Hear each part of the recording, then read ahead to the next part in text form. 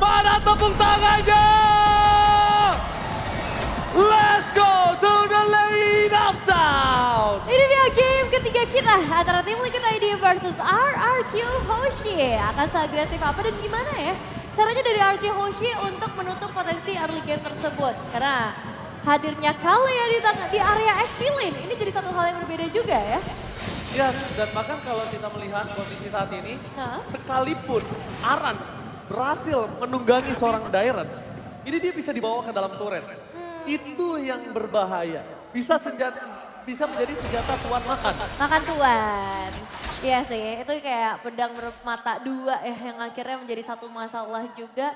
Tapi let's see dengan hadirnya RRQ Hoshi ngebawain Kalea di area XP, harusnya secara team fight kan nggak memberikan perbedaan yang terlalu jauh, bahkan ini harusnya bisa lebih cepat dapetin itemizations, lebih cepat dapetin damage output atau bahkan cooldown reduction ya dari item-itemnya. Dan Widhi harus sedikit ditahan terlebih dahulu. Pergerakan Sosujin yang agresif ini juga harus hati-hati ya, cara menahannya nggak bisa sembarangan dari Widhi. Ya, penanganan yang bisa kita lihat di sini, Widhi sekalipun dia berhasil melempar Sosujin, Ya. itu gambling juga loh. Tiba-tiba Yeskiel lagi ngebuka Penetra Strike, yang disambit Sosujin, berubah, unleash the beast. Rawr. Gimana? Bahaya kan? Iya, ada roundnya dan Idol. Idol menuju ke arah belakang dengan Secret Hammer dan satu Bumper Splat. Gagal didapatkan tapi Dairen merubah segalanya. Menetralisir dan bahkan Widhi dengan flank defensif yang dimiliki para pasukan dari tim Liquid. Terlalu banyak source skill yang keluar, itu dia. Dairen satu-satunya penetralisir yang dimiliki dari tim RRQ. Karena kalau bisa kita bilang, ngomongin Kara Idok sebagai initiate single power yang dimiliki dari RRQ di awal. Ya. Kalau dia pakai Tigreal doang tanpa ada sosok Dairen dengan kaliannya, itu mungkin akan bisa diantisipasi. Tapi kali ini berbeda, Nevin. Dia Secret Hammer kemana, dan Dairen bisa ke sisi yang lain. Iya, aku suka banget sih gameplay yang ternyata masih bisa dimainkan agresif ya sama Dairen sendiri dengan Kaleanya. Dan kita ngelihat output damage yang memang cukup powerful dari seorang Sosujin di awal. Ini ngebuat tim Liquid ID potensi mereka langsung tertutup. Yang harusnya dengan Suyo Jauhat mereka bisa megang kendali ke area turtle. Mereka bisa ngedapetin keuntungan-keuntungan di awal. Dan ya sayangnya hal itu mungkin gak akan terlihat lagi. Namun Widhi Memaksa Kara Idok. Jangan sampai dia ngelempar Idok karena itu berbahaya sekali. Damage yang terlalu besar diberikan dengan sosok dari seorang Rins. Karena ini galau juga. Iya. Oke, Widhi niatnya untuk target ke arah seorang Idok. Dilempar ke dalam. Kalau implosionnya jadi target ke arah belakang.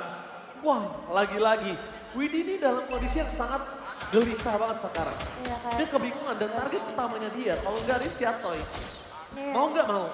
Dan itu pun agak susah ya buat mendapatkan win sama Toy di awal kayak gini. Dan Dairen satu menghadapi dua pemain. Oh, kita lihat di sana. Tsunami Slam ke arah belakang. Kadang udah ada Rins yang standby on position.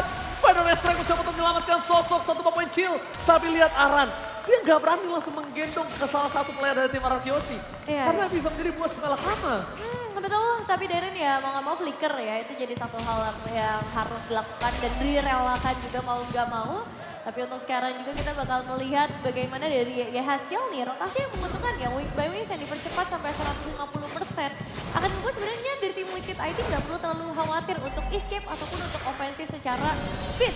Karena mereka juga bawa Irisel kan, jadi follow up-nya cepet banget. Dia nggak harus worry Iya. tentang adanya Rotasi. wings by wings. Iya. Tapi kenapa sekarang kita belum lihat adanya rotasi? Nah, itu dia Itu sih. problem utamanya. Jadi mungkin ESPL harus lebih repetitif untuk bermain sosok dari Pasianya secara rotasi. Karena lihat daerah di depan mata, udah standby untuk mendapatkan siapapun. Pada ST terlihatan, Tsunami Slam! Berhasil menangkap ke arah belakang, berhasil bisa di sound point. Tapi lihat, implosion from Tito! Berhasil membuat para pasukan dari tim Liquid kehilangan dua pemainnya.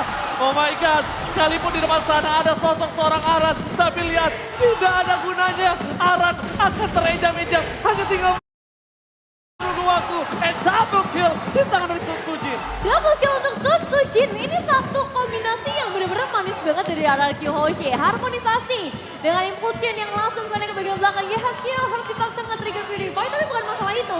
Masalahnya adalah dia akhirnya nggak bisa nge-deliver damage lagi.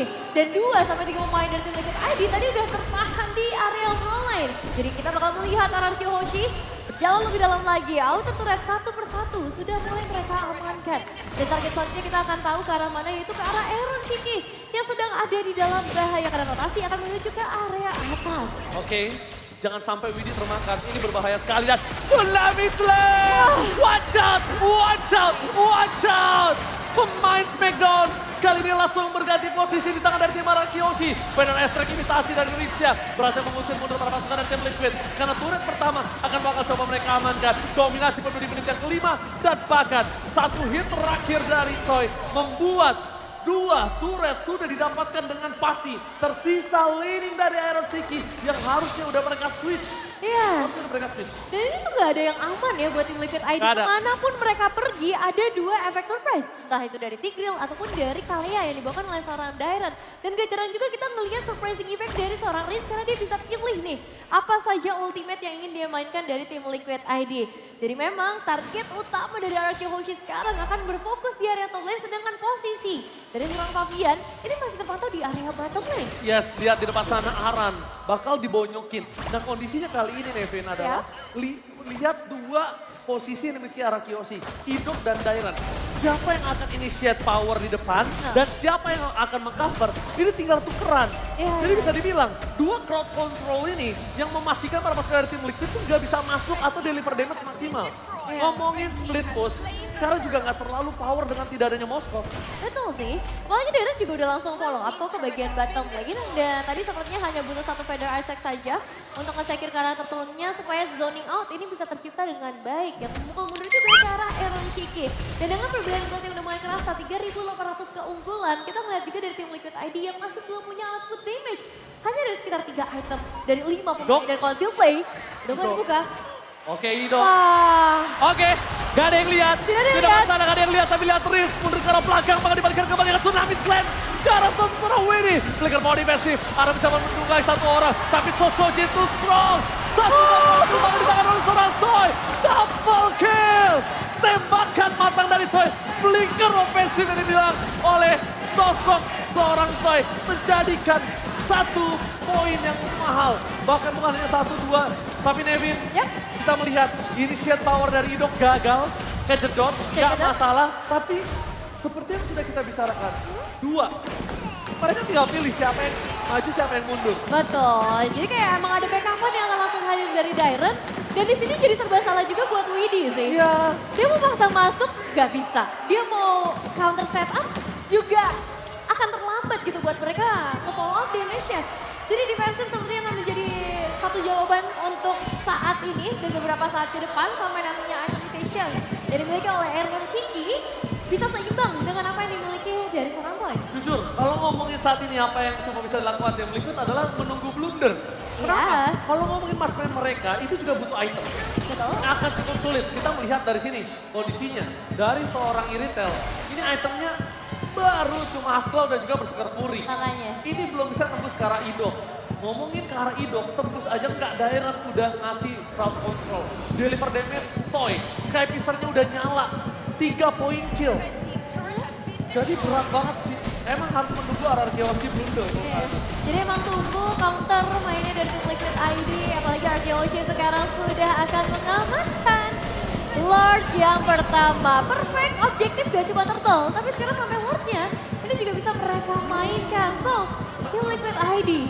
Wah, ini mereka dalam keadaan yang sangat tidak tenang.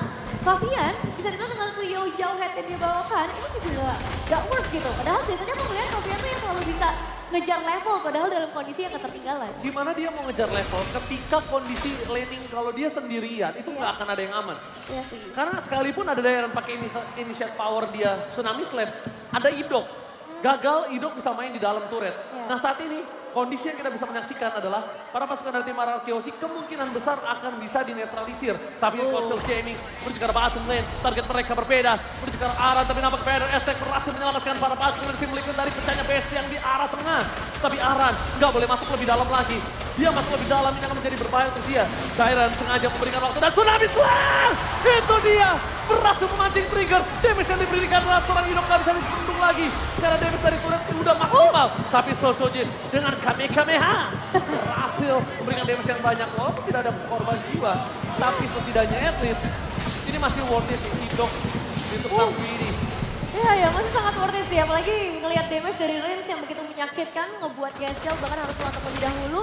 Dan informasi lumayan banyak sebenarnya, termasuk Purify ke arah Iron Chiki ini udah mulai dikeluarkan juga. Jadi bisa dibilang Arky Hoshi nggak terlalu rugi lah untuk Lord yang pertama karena semua passive turret berhasil mereka pecahkan. Nah sekarang Castiel dengan Genius One.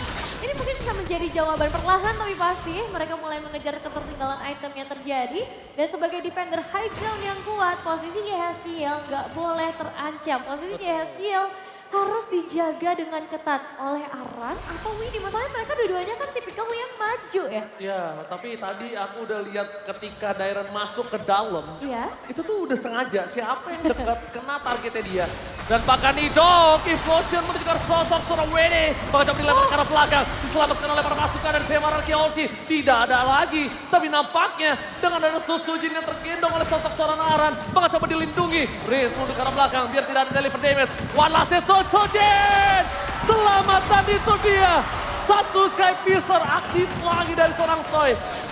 4 poin kill Susujin tidak pecah. Dan 4 poin kill dari Toy dengan full dari Sky Piercer-nya.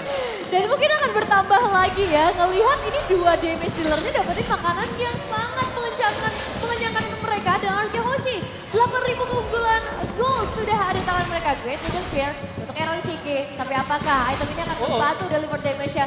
Karena permainan conceal play ini yang masih belum bisa dijawab. Satu emotion dari Idok gagal, tenang masih ada Dairon. Tapi yang tadi aku suka adalah Rins. Lihat gak?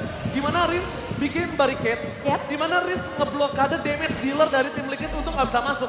Sekalipun maksa masuk, ya minimal akan ada barter. Benar. Susujin memang shutdown, tapi para pasukan dari tim Liquid juga pasti akan ada yang hilang. Iya. That's why dari tim Liquid ada baiknya. Dibanding dia harus kehilangan 2. Aran dan 1 orang lagi, mending dia kehilangan Aran aja yang udah pasti hilang. Bener sih. Mereka harus mulai merelakan salah satunya ya. Untuk Dibanding betul dapat keuntungan yang lebih banyak kan. Karena itu dalam posisi kayak gini. Nafasnya masih ada. Betul. Dan mereka harus cari pertukaran. Daripada diam-diam doang gak dapetin poin eliminasi. Kayaknya akan jauh lebih baik hilang 2 tapi dapat Susujin atau dapat Toy. Untuk memecahkan ya at least taking Sky Pierce atau ngedapetin gold juga. Supaya mereka bisa kejar nih 9.000 perbedaan goldnya. Ditambah lagi sekarang Wave Minion ini benar-benar ditahan. Akan didorong dengan waktu yang sama bersamaan juga dengan Lord yang muncul dari area mid lane. Wah ini sih aku bener-bener ngeliat Toy-nya bebas banget mainnya.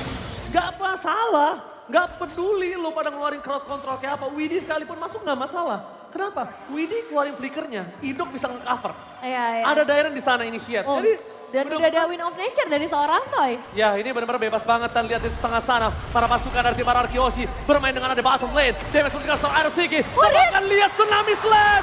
Meanwhile Rinsya, 2 tim yang berbeda. Membuat tim Liquid porak-poranda. Ini bencana.